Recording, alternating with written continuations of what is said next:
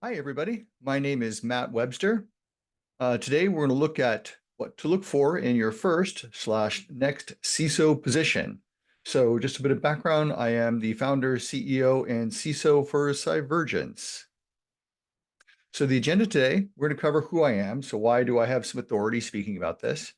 We're going to look at a few CISO statistics, cover a short history of CISOs, do a deep dive on understanding the context of the company that you're going to be applying for. Take a look at a few of the CISO needs because they've definitely changed even in the last couple of years. And we'll take a look at a few Cyvergence related services. So what are you going to learn today? We're going to learn about some alarming CISO statistics. We'll look at key considerations for your CISO position, brief history of cybersecurity, the evolution of the CISO role, and we'll touch briefly on salary considerations as well. So a bit of housekeeping. This is part of the Cyvergence 360 series. We're finally starting to jump out of the boundary of where we were at before. But part of what it is, it's taking a look at the CISO position from a 360-degree perspective. We're not just going to be looking at it from, hey, here are the tools that you need, but also how do you have the support that you need from multiple standpoints. Right now, this is about getting into the role. That's the whole purpose of this. Now, I do assume that you have some knowledge jumping to security. Doesn't mean you have to be a security expert by any means, but I do assume that you have some knowledge when you're stepping into security. So who am I? So I've got more than 25 years of cybersecurity experience. I'm a three-time CISO, including the global CISO position, by not by title, but by function. I've covered a lot of security solutions architect. I've built a lot of cybersecurity programs from the ground up. I'm also an author. Do No Harm, Protecting Connected Medical Devices, Healthcare and Data from Hackers and Adversarial Nation States. So there's a whole bunch of things that I've done, but I've got definitely have a lot of experience in what it takes to become a CISO and what the modern world is looking for. So a bit of certifications and training. I'm not going to go into this in detail, but needless to say, I have a lot of some expired or retired, but IT certifications and training. Range of experience. I've dealt with a lot of different verticals, financial services, retail, cyber insurance, several others from the global perspective, state government, financial services. And the compliance, I've dealt with up to 10 different compliance frameworks, and I'm pretty familiar with a lot of others as well. So I do have a pretty broad perspective when I come to the plate and talk about this. So at any rate, you want to start jumping into things. So we're going to start looking at some of this CISO statistics. So there are a lot of health issues that CISOs are dealing with. The top CISO personal risks, stress, 59%, burnout, 48%. Stress levels, 88% moderate to tremendous levels of stress in their position. Mental health impact, 48% report an impact on their mental health. From a medication or substance abuse perspective, 23% see the CISO role cause them to seek help. So these are pretty alarming statistics just into the moment, but there's a lot more. So in 2022, and this is rather late in 2022, Gartner put out a note saying that 50% of all CISOs were looking at leaving their position. 50% were looking at leaving. 25% were looking at leaving the industry altogether. So there's definitely some challenges that we need to talk about from an industry perspective. Ian's 2024, and this is January of this year, they said between 67 and 75% of CISOs are looking to switch their jobs. So that's a pretty big change. I think some of it could be just a different set of data than what Gartner was looking at, but also I think some of the regulations are starting to play into this as well. But there's definitely a lot more that goes on here. The CISO position has the lowest lifespan of any C-suite executive. 5.3 years is pretty average, but the CISO typically lasts for an average of 2 years. So the causes, 36% surveyed, this is from an ESG ISSA survey, stated that CISOs would change their job when their employer doesn't have the culture that emphasizes cybersecurity. Visibility is a big issue. 1/3 of the security executives surveyed stated they would change their job if they felt they were not being taken seriously. And so they need to be engaged with the executive leadership team on a regular basis. 27% of security executives surveyed stated they would change their job if they felt their budgets were not realistic. So there's a bunch of things that are playing on in here. So these are lesser concerns, but they're definitely concerns to take into account when you're looking at the short CISO tenure. So this is very old humor. I pulled this off of LinkedIn years ago. I wish I could attribute the appropriate source, but I did not come up with these. So you can see here on the left-hand side, the CFO and the CEO are perfectly happy in companies. The CIO is close to drowning and having troubles, and the CISO essentially dead. And so this, for people in the cybersecurity space who've been in that role, they understand this. And I think this is important too, especially if this is your first CISO job that you're jumping into. There are a lot of stresses, and I want to make sure that people are aware of it. For a lot of people, it's in their blood. It's what they enjoy doing. It's how they're going to approach things. So you see here on the right-hand side, and this is a little bit newer, first year in InfoSec and then 3 years in InfoSec. And there's a couple of variations of these that are out there, but you get the idea. You get burned out pretty quickly in the CISO role, especially compared to other things. So now we're going to cover a short history of CISOs. If you look back, this is cybersecurity in particular. In 1960s, you had the hacker, which meant somebody who was curious. It doesn't mean somebody who was out to get other people. It just means they were tinkering around and seeing what they could bypass and what they could do. Some of it included physical security, which you still see evidence for some of the modern compliance frameworks. And then in the 70s, you had basic firewalls and passwords became a big issue. You had the Rainbow series in the 1980s. For those who are not familiar with the Rainbow series, this is a series of books that dealt with things like, what do you require for a password? What are the minimum controls? And they had a whole series of these books that covered a variety of different topics, but that's where the 1980s were at. It wasn't this separated era where you had CISOs and non-CISOs and some of these others. But of course, this is where you started getting malware. A lot of it was meant for good purposes and not for the negative purposes or the notoriety that we're finding today, but it definitely was part of things. There's Computer Security Act of 1987, which is the first act for trying to protect computers. 1990s, we started seeing the internet starting to pop up. You're seeing encryption come in there, and also your first chief information security officer. Definitely was during the 1990s. The high-profile attacks started happening in the 20s, the U.S. Patriot Act, which had some things, but also we're seeing a huge change in cybercrime. There are a lot more tools that are available. A lot of it was coming together. Some of it was being behind Tor and some other things. But there was a lot going on here when you're looking at cybersecurity.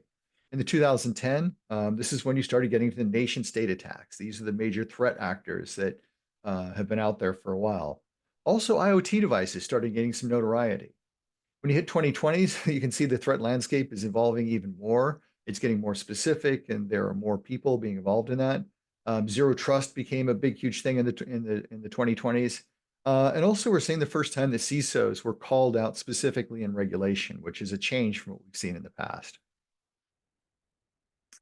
So I thought this would be interesting, just because it's good for people to be aware of where are we at today. So this report by Cloud Passage came out in 2016, and it was talking about the state of cybersecurity.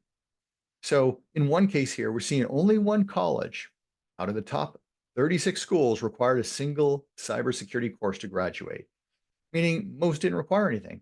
3 of the top 10 colleges had no cybersecurity electives for a computer science program. 3. That means that it really wasn't available as a separate elective in 2016. But there's some exceptions to that, of course. 3 of the Business Insider's top 50 colleges require a cybersecurity course to graduate. Free. So this to me is pretty concerning when you're starting to look at higher education. Cybersecurity has not been a major focus. I mean, now it's 2024 and things have changed. There are a lot more colleges. I'm aware of more colleges that have cybersecurity. It is becoming a hot ticket item for what's being focused on today. So definitely keep that in mind. But the leaders, this is where they're coming from. The leaders that are getting into those senior management positions didn't have the cybersecurity background today that are coming out today that are in the leadership positions today. So that makes a big difference when you're starting to approach cybersecurity. It's what to expect. People don't know about security. They know it's there. They think of it as a big bugaboo, but they don't get into the individual details that are important for covering things. So when we're looking at the role, the CISO role is relatively new here. So you can see here, the first CEO is in 1917, but the first CIO was in 1981. And then the first CFO is early 1900s.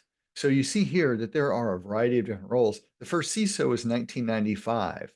So relatively speaking, it's relatively new. It was Steve Katz who, rest his soul, he passed away somewhat recently. But he was the first one, and it was definitely a little bit more of a technical role than it is today. So this I did modified from Todd Fitzgerald's book, Security Compass, but I do think that it's got some legitimate perspectives in here. And what I've seen, it's relatively true. Again, I've modified this a little bit, but you start at level one, it's technical. That's where Steve Katz was. It was primarily a technical role. It wasn't a business focused role that you're starting to see today in some industries. Of course, then there was compliance. You got to meet SOC 2 or SAS 70 back at the time. Then became the risk-oriented CISOs. These are the ones who are starting to take a look at risk registers, and it was kind of a whole explosion of different types of risks that are being taken into account. And then you had more of the privacy-oriented. They're kind of starting to touch into privacy and taking in some of those roles because it's part of a program. So privacy is just another program to add into cybersecurity. The only thing is we don't understand the legal impact. We get some of the how much GDPR is going to affect us, and that's going to be a big issue there. But really, today's CISOs are starting to move into the business realm. Now, there are a lot of positions where this is certainly not true. They're focusing on some of the real basics here. But it's also important to take a look at the first CISOs were a little bit stronger on the technical side of the house.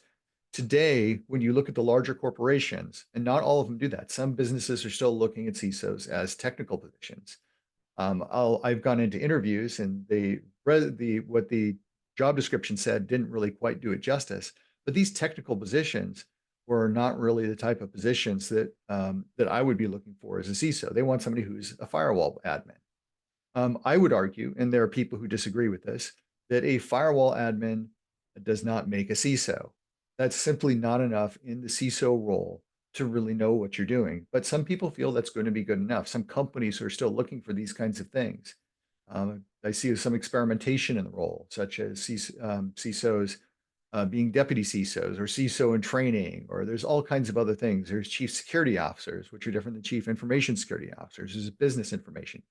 But right now, when you look at the general components, it's all of the things that go into compliance and technical and risk, and all those are big parts of it. And 1, 2, and 3 are the big parts of it. But except when you're in the larger companies, you really have to have better social skills. It's not about the technical skills anymore. But this is my take on what a CISO is. It's a combination of all of these things and being able to communicate with the business in order to create the business justifications to move a program forward. It's getting that business alignment. Without that business alignment, in many cases, your program is going to be stuck in the water, or you're going to be stuck dealing with firewall rules and dealing with some basics here. So let's jump into understanding the context. And so this is the context of you going into your job. I really think it's important to read the job description, understand what it says. What kind of CISO are they looking for? Are they looking for that technical role? Or is this something where you're going to be talking about compliance over and over again? But some good questions to ask is it a good fit for your skills? Are you a firewall admin and you want to have this title? That's one approach that you can take. Maybe you're a perfect fit for not, maybe not. But do you enjoy working on the specified requirements? Ask yourself too, is my authority in line with the responsibilities when you start to take a look at this? Some of this you may not be able to tell from the job description, but that's something that you can start to ask when you jump into it. So questions to ask. So this is a big area to go into. From a governance perspective, I like to know, is there a board of directors? And are you reporting in directly to those board of directors or not? Because that affects things definitely, because it's how transparent are you, and how transparent is your organization towards that. So are you going to be involved in those key senior business meetings from day one? How involved is the business in IT and cybersecurity initiatives? Are you having those regular conversations? Are there committees like a cybersecurity committee or a board of directors subcommittee that deals with cybersecurity? There's a lot of different approaches to governance. I'm not saying what's better than others, but these are some things that I like to look at. Will I report findings to the board of directors? It's not they don't want to know every single detail. That's way too much. But especially if there's a material issue, is that going to be reported appropriately to the right people? And so that's a big question for the organization. How do you report these material gaps? And I'm not going to go into the whole discussion behind materiality. There's a lot that can be said behind it, but it's a very good discussion to start to jump into. Are there any key performance indicators, KPIs, that the board keeps track of? If you do, that means that they're probably a pretty good board. And you're like, oh, okay, this is good. You don't have to spend as much time educating. Of course, a lot of boards are going to look for things like, oh, what's the latest stock tip? Is this company going to be great? Is that going to be? But those are just a couple of things to look at. Regulatory landscape, I think, is very important for stepping into the job. You've got to understand the regulations prior to the interview. You know, do what you can. If you're walking into healthcare, the HIPAA is going to be involved. Possibly high trust for the larger organizations, but it just depends. If you're an insurance company, especially if you're health insurance, definitely HIPAA is going to come into play with that because they're going to collect health information claim numbers, and that's going to be part of the regulatory landscape. But there's a lot you can cover with this. Um, Ask about other regulations and how they're met. For example, some companies will consider a SOC 2 the equivalent of HIPAA for doing their assessment, but ask them to be specific with that. Also go into any regulatory gaps that need to be concerned. You can use the term material in this particular case, but this is going to help give you a sense of where the organization is at and where you're going to have to go. If they feel like, if it's HIPAA and they don't even bother meeting HIPAA, you've got some big challenges to deal with. Reporting. So who do I report to if I'm going for that position? Understand that reporting structure. If you're reporting into a CTO, is that CTO then reporting into a CIO, which then reports into somebody else? Or are you reporting directly into one of the other functions that's out there? Maybe you're going to be report directly into a COO as an example. But what is the senior most title of the person who oversees IT and cybersecurity initiatives? There's a lot of different options. So it's something to take into account. How big is the security team? If you've got a 1,000-person company and you've got a 2-person security team, that's a pretty bad situation to be in. That you've got some arguments to make from the ground up in order to get more staff, especially if you're in a global CISO position. You're going to need to build programs and figure out what the structure of that program is going to look like. Maturity. Most of us are aware of this, like CMMI. Once you've been on that scale, you kind of get the idea of it. There are a lot of other models that are out there. So, but I like to look at things like business impact assessments. Is there a business impact assessment? Do they know how much impact a cyber event is going to have that? And so that gets into organizational risk and operational risk. And so this is part of the way that you're going to be looking at the maturity. If you know that they're getting into more of a quantitative or qualitative risk process. How strong is the business alignment?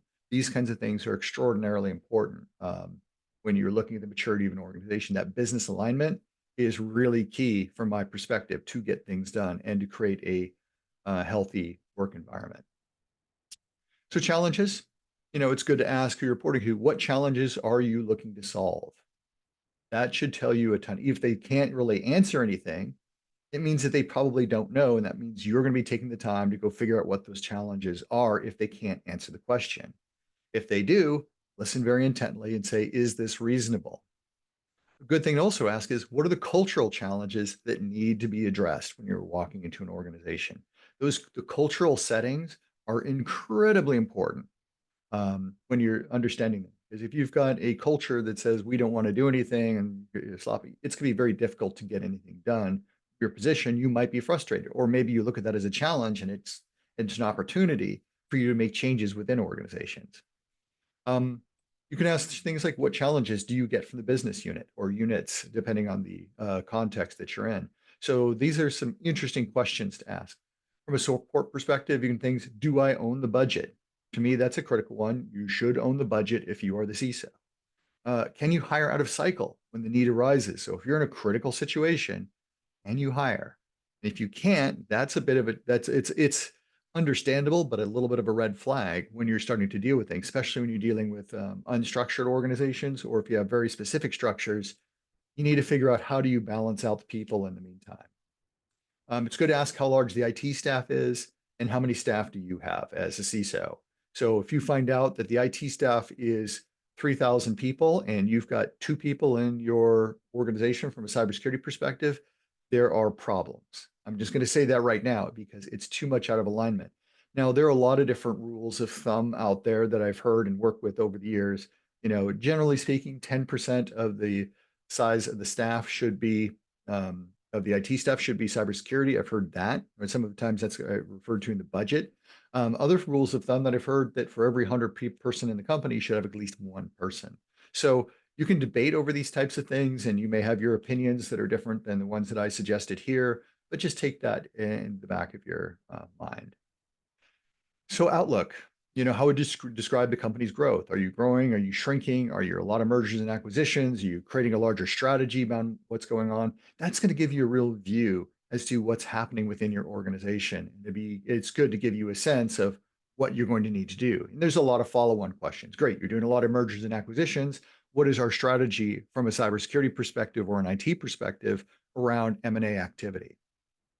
So teamwork, good question. How do you see us working together?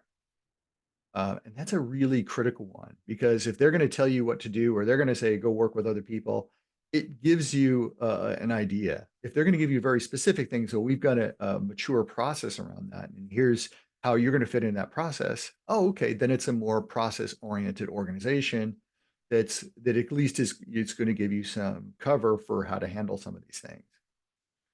Then how do you like cybersecurity gaps or upward reported? And so if you're talking to your CIO or some others, it's a good thing to know. So if they need to be reported upward, are they going to, kind of hide it because it's a toxic place, or are they going to say, yeah, absolutely, all this stuff needs to go in, so long as they meet a certain criteria? Or if it's the material risk, however you want to define that, and it's going upward, it's probably okay. You can't report everything up to the board of directors. You can't report everything to the CEO. That's way too much, but at least you get the general sense of what you need to deal with here.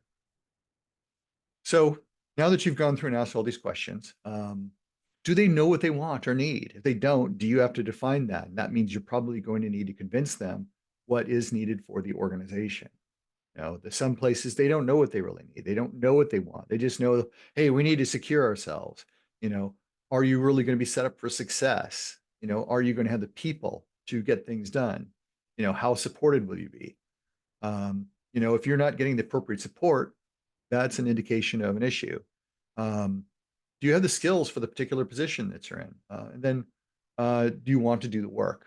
So let's say the organization is primarily a GRC CISO, which those exist out there. They primarily focus on GRC, and then they're reporting those up to the board and to other things.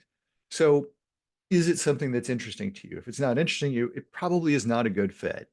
So you've got to ask a lot of these questions when you're jumping into that role. So red flags, to me, this is my perspective on things, but not be included in the day one in the business meetings. If you're not included in day one of the business meetings, it means that you've got to go through and earn that, or maybe it's just something that's going to be entirely excluded, but you need to be part of those business meetings day one. Generally speaking, I would say reporting a couple layers down from the COO or CEO, and there's a lot of factors that can play into that. So this is not an absolute, but it depends on the company. I do have some reservations when it comes to things like CIOs, if you're reporting directly in, because there's a conflict of interest that's inherent in there, but it's just one more thing to take into account. Material items, not being reported up the chain of command. If you can't report material items to the CIO, CEO board, et cetera, that can be an indication that there are some serious problems within the organization because you're not going to get the people that you need and the resources you need to make the changes if the material item is not focused on. No or limited security staff, no IT steering committee, no budgetary reporting, things like that. All of these are red flags because you're just not going to have the resources and the structures are not set up to do things. And it means that you might need to set up the IT steering committee for your organization. And so that's one thing I tend to strive to stay away from that, but I've actually owned that in the past, but I don't recommend it. Green flags, being included in all major business meetings. I can't go over that enough. Being involved in the major business meetings, making sure that you have a statement that everybody's going to be aware of that. Budgetary authority. If cybersecurity risk management is part of enterprise risk management, to me, that's like a fantastic place because at least all those concerns, or at least the major concerns, are being discussed up at the enterprise level, and it means that you've got what you need. And I like to think of reporting at least as equal to the CIO from a cybersecurity perspective, because that's part of what needs to be done. You have to make sure that that's the relationship. And again, different people have different philosophies. I've gone in thinking, hey, I can work with this particular CIO. This is probably a good thing, and started to create a good environment based on that. So everybody's got their own take on it, but just it's something to think about when you're thinking about organizations. So CISO needs. There are several things that need to be taken into account because it's a little bit different. Liabilities become a big thing. Most of us in the security field are aware with Tim Brown um, or Joe Sullivan. Joe Sullivan's the only one who's actually been convicted, but Tim Brown was gone after by the Security Exchange Commission. So a lot of it is about developing the level of protection for your organization. Definitely make sure you get that you are covered from a directors and officers perspective. In some cases, that's going to be true, and some not. There's a lot of factors. Sometimes it depends on the type of insurance. I've purchased D&O insurance, and it didn't matter as long as they had that C-level title. You're okay. But if your bylaws do not state that it's really a officer of the organization, you have a different definition of officer, you may not be included in that, and that could be a challenge that you're going to have to work with. A lot of times, getting a external lawyer. So the company pays for you to have an external lawyer that's separate from the chief legal officer or the general counsel for your organization. That's really critical because they're looking after the corporation. They're not looking after you.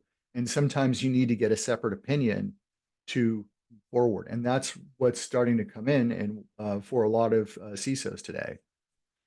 Legal support against future lawsuits is important. Even if you leave the company, lawsuits are becoming a bigger and bigger concern because what you're seeing for things like the SEC, we have to watch our backs now. We have to see what's going on. So as I said, that's one of the things that happened between, the end of 2022 and January of 2024 is a lot of things have changed. So now we're looking at how do we protect ourselves retroactively. So it's a good thing we're now in the spotlight, but we need that legal support against future lawsuits, even if we leave the company. And of course, what a lot of CISOs are doing, get the parachute packages. Make sure that you've got the protection in place, especially for those larger organizations. CEOs and other, high-level executives do have those C-level, have those parachute packages, and it's something to consider. So titles, I think I started to touch on this before. There are a lot of different titles out there for CISOs. There's the BISO, Business Information Security Officers. There's Chief Security Officers, VP and CISO, Deputy CISO. All these different things are going on. There's a lot of experimentation with that. I'm not going to spend a lot of time looking at that, but kind of take that into account. And you have to read the job description. So I have seen several different iterations of BISOs. Some of them are like, well, we're covering different parts of the world, so we're considered BISOs, but they aren't, deputy CISOs.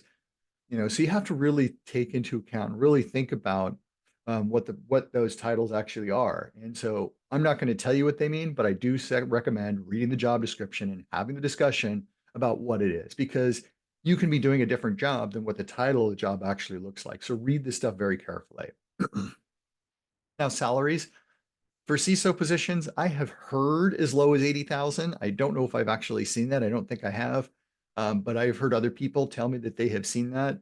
100,000 is very low. I've seen as low as 130. And for those that are used to and I will admit, I look at New York prices for salaries. They tend to be much higher than this, but I have seen them very, very low. Usually for the mid-sized companies, you're not going to get above like 350,000, typically speaking, but there are always exceptions to that. But generally, it's only the very large companies going to be going $1 million and above when it comes to salaries. A lot of people think, hey, now it's crossing that seven figures level. Yes, but it's really not there right now. So you really have to think about that. Think about, is the title commensurate for what you're looking for? And take these things into account. Take a look at your particular area too. Take everything with a grain of salt. There are a lot of places out there to go pull the data from. You may agree or disagree with it. You might consider the fact where you're located. So if you're in a rural place, the salary is probably going to be much lower than what you're going to find in a major metropolitan area. So those are a couple things to take into account. So we are going to touch on a few of the Cyvergence services. As I said, this is part of the Cyvergence 360 process that we're looking at. We do have CISO advisory services. So if you're looking for help from a CISO perspective, that's part of what I can do. That part of what Cyvergence can do for you. We can do fractional virtual CISOs if you need it. If you're looking for tips on what to look for from a business perspective, you don't know how to hire a CISO, we can help you with that. Another thing we're focusing on is cybersecurity skills for executives and boards. Now, this is in the beta phase right now, but it's part of what we're trying to do to make sure that you're aware of what you need to do. How do you create a successful cybersecurity environment? Also, training business skills for CISOs. That's not in place just yet, but this is one of the things that I'm going to be focusing on in the near future with Cybergence. So just keep that in the back of your mind. So I want to thank you very much for your time today. Definitely feel free to follow us. And if you have any questions, feel free to reach out. Easily available on LinkedIn and other environments. But I want to thank you very much for your time. And I wish you all the best. Thank you so much. Bye-bye.